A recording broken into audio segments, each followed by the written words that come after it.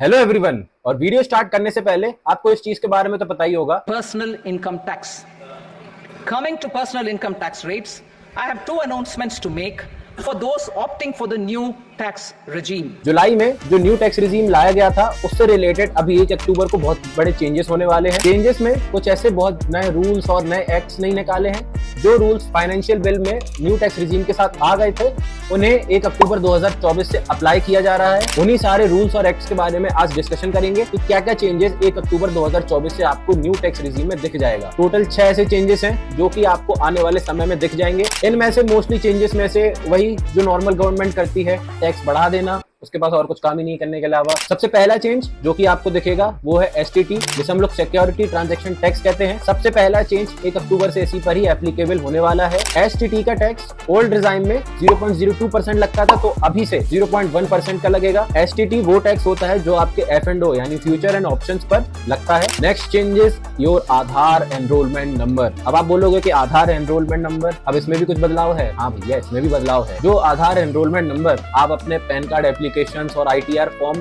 File करते समय आप डालते हो वो अगले महीने से एप्लीकेबल नहीं होगा। आपका नॉर्मल जो आधार नंबर है वही एप्लीकेबल होगा। एनरोलमेंट नंबर बिल्कुल भी मान्य नहीं रहेगा। ये आधार एनरोलमेंट नंबर को डिसकंटिन्यू इसलिए कर दिया क्योंकि बहुत से लोग ऐसे थे जो कि इस एनरोलमेंट नंबर का यूज करके मल्टीपल पैन कार्ड्स बनवा रहे थे और उनका मिसयूज कर रहे थे। तो इसका मतलब है कि जितने लोगों के पास आधार एनरोलमेंट नंबर है वो 1 अक्टूबर से इसका यूज ITR फॉर्म और पैन कार्ड बनवाने में यूज नहीं कर पाएंगे। Third is buy back of shares. अब बाय बैक ऑफ शेयर्स को समझ लेते हैं। जब कोई कंपनी मार्केट से अपने शेयर वापस लेती है और बीच में ही ट्रांजैक्शन के टाइम उस ट्रांजैक्शन को कैंसिल कर देती है अपनी कैपिटल को मेंटेन करने के लिए, उसे हम लोग बाय बैक ऑफ शेयर कहते हैं। और जिन भी बेनिफिशियरी के पास इन बाय बैक ऑफ शेयर की रिसीट है उस पर भी टैक्स देना पड़ेगा, जैसे कि आप अपने डिविडेंड पर टैक्स देते हो।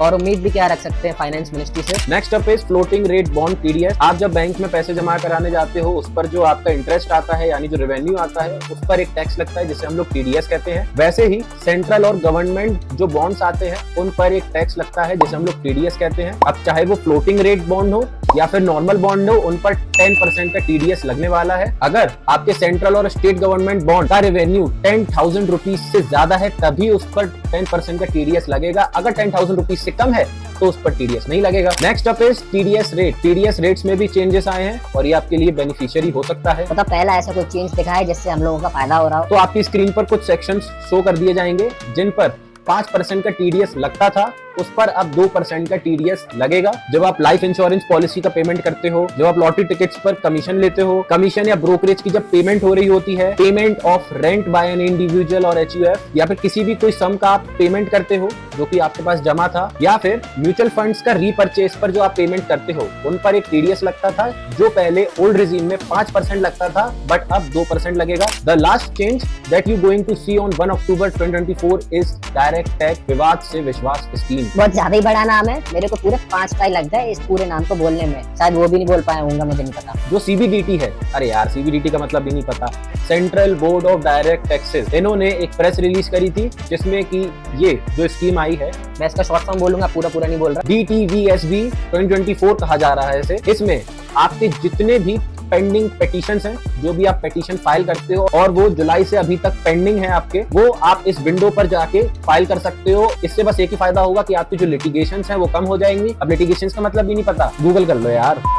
इस DTVSB स्कीम के लिए 4 फॉर्म यूज होंगे जो कि है form 1, form 2, form 3 and form 4। आपकी स्क्रीन पर मैं शो कर दूंगा कि कौन सा फॉर्म किस चीज के लिए यूज होता है। इस स्कीम का बहुत बड़ा फायदा भी है कि डिस्प्यूटेड टैक्स यानी वो टैक्स जो आपका पेंडिंग रह गया है पेमेंट होने में, आपको सिर्फ वही डिस्प्यूटेड टैक्स ही पे करना है। उसके ऊपर का इंटरेस्ट जो भी रहता है, अगर आप इस विंडो से आप पेमेंट करते हो तो उसके ऊपर जो भी इंटरेस्ट रहता है वो मिनिस्ट्री ऑफ फाइनेंस उसे वेव ऑफ कर देगी। अब आप स्क्रीन पर देख लो कि कौन कौन सी टैक्स डिमांड्स और लिटिगेशंस इस स्कीम के लिए एलिजिबल है। फायदे की बात है, देख लो यार, अब क्या बोलूं मैं। So that's it for this video. Make sure to like and subscribe this video. पसंद आया तो नीचे दिए गए सब्सक्राइब बटन को दबाइए। मिलते हैं आपसे अगले वीडियो में, तब तक के लिए बाय बाय।